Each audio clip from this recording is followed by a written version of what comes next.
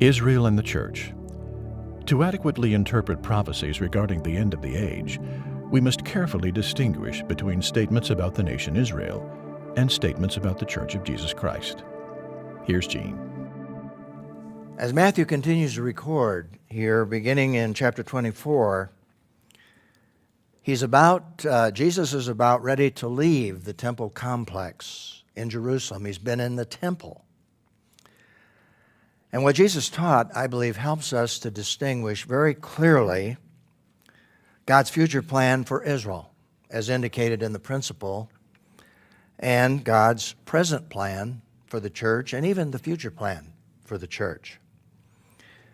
Matthew actually directs, as I've said earlier, his gospel primarily to the Jewish people and Jesus' communication with the Jews, and I believe he is continuing that communication, particularly with his own people, as he leaves the temple there in Jerusalem.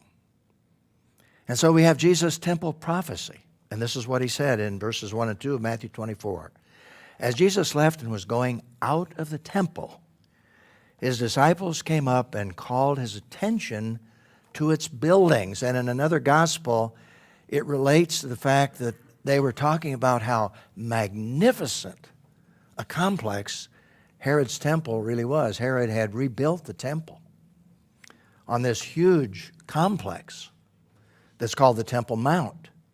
And so they're talking about that, and they're saying, in essence, look, Jesus, at this incredible building, this facility. And they're surprised at his response. We read, he, Jesus, replied to them, do you see all these things? Now, what did they see? Well, here's a picture, a rather accurate reconstruction of Herod's temple. And this was a magnificent, magnificent structure. The beauty, the stones, all of the incredible handwork, and you can see the people there in the courtyard and the court of the Gentiles on the inside of the temple. And so they're looking at this. Outside of Jerusalem, it's visible for miles because it's already on a hill. And so Jesus replied, he said this, truly, I tell you, not one stone will be left here on another that will not be thrown down. Shock. That must have been an incredible shock to their system. What is he talking about? In fact, we know that 4 of the apostles, you see this in the Gospel of Mark, Peter, James, and John, and Andrew, who was Peter's brother, were alone with Jesus, and they asked him 2 questions. And here are the 2 questions. Tell us, when will these things happen? You can imagine the intensity of this conversation. When are these things going to happen? That's a rather threatening pronouncement by Jesus. And the second question, and what will be the sign when all of these things are about to be accomplished? When's it going to happen, and how can we know it's going to happen? In essence, is what they're asking him. Well, Jesus did not answer the question specifically, but we know that in AD 70 it happened. It happened when the Titus, the general, Roman general, and the Roman legions came in and literally not just destroyed the temple and all the surface stones that came crumbling down, but they destroyed Jerusalem. So Jesus is predicting something that is going to happen in probably around 35 years, and we know it happened. But he didn't answer the question specifically. Now, the second question related to what would be the signs leading up to this in terms of the destruction, but particularly in terms of what is going to happen at the end of the age. He's projecting way beyond AD 70 when he answers this question and gives these signs. Because not all of this happened specifically that Jesus says before AD 70. A lot of it happened, but the fact is it's been happening ever since, even after the destruction of the temple. And so here are some of the signs of the end of the age that Jesus dealt with in verses 4 through 8, there in chapter 24. False prophets, wars and rumors of wars, famines, earthquakes, persecution. And then, of course, one very interesting statement that really projects it into the future: the gospel of the kingdom will be preached in all the world.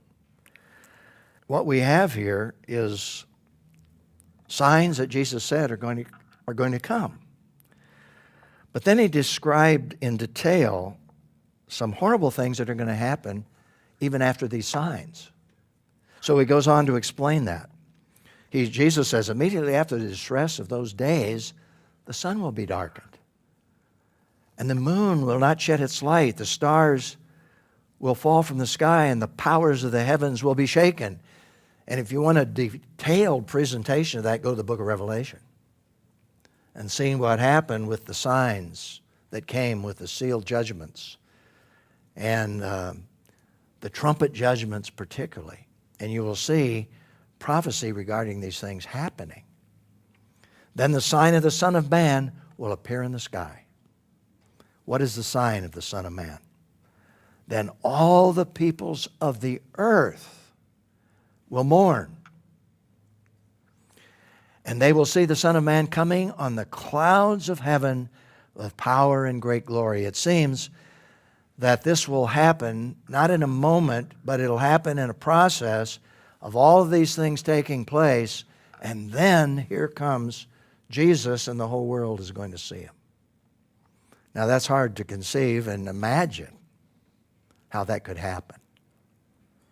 In terms of our today's technology, it's possible that literally that could be fulfilled literally through technology. But that's not the point here.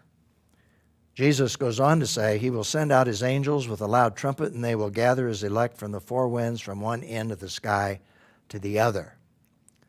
Now, I think that we need to really understand clearly here that Jesus obviously was not talking about what we call the mystery form of the kingdom, and that is the church of Jesus Christ. When the Apostle Paul wrote to the Corinthians, he described something that's quite different from what Jesus described. We call it the rapture. The word's not used in the Bible, but it means to be caught up. And this is what Paul wrote to the Corinthians. Listen, I'm telling you a mystery. Still a mystery. But he lets us in on some insight. We will not all fall asleep. That is, we will not all die. That's a euphemism, fall asleep, for death. It's a little softer word, isn't it? But we will all be changed in a moment. Now there he's talking about all being those who have died and those who haven't. It'll happen in the twinkling of an eye. That doesn't sound like what Jesus was talking about. What Jesus was talking about were signs leading up to this great event.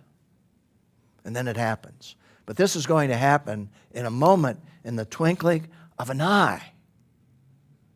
At the last trumpet, and this I think is a different trumpet than Jesus referred to, for the trumpet will sound, and the dead will be raised incorruptible. That is, the dead in Christ will be raised incorruptible, and we will all be changed, both those who've died and those who are alive. For this corruptible body must be clothed with incorruptibility, and this mortal body must be clothed with immortality. Paul dealt with the same issue in a little different context when he wrote to the Thessalonians, whose loved ones had died, and he's explaining what's happened and what will happen when believers are removed from this earth, which we call the rapture. Paul wrote, for the Lord himself will descend from heaven with a shout, with the archangel's voice, and with the trumpet of God, and the dead in Christ will rise first. Those who've died in Jesus Christ. I just participated in a funeral of a very beloved brother. And he's to be absent from the body is to be present with the Lord. But someday when Jesus comes, he will receive a new body, and so will I, if I'm still alive. Then we who are still alive, which is feasible, which is possible, we don't know, but then we who are still alive who are left will be caught up together with them in the clouds to meet the Lord in the air, and so we will always be with the Lord.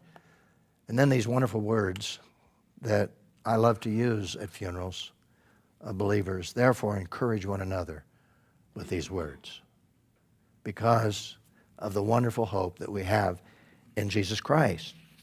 So we've got a different situation here in terms of what Jesus was describing and what Paul was describing, but they both relate to the second coming of Jesus Christ.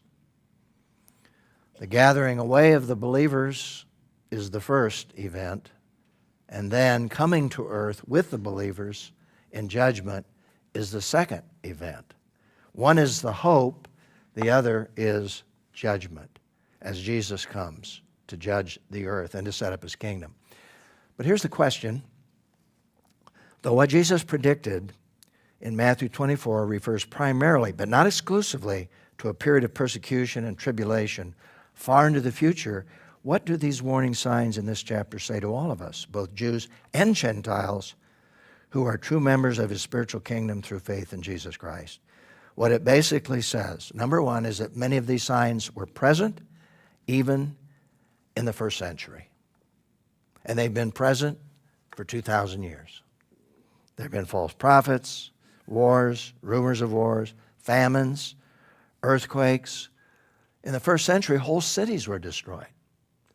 Some of you have been to Bet Shan that they're rebuilding in the 600s. This whole city of 40,000 people, the whole city was destroyed by an earthquake. There were earthquakes. There have been earthquakes since the beginning of time. All of these things have happened, but that simply means we must be careful not to interpret what we see now as the signs Jesus was referring to.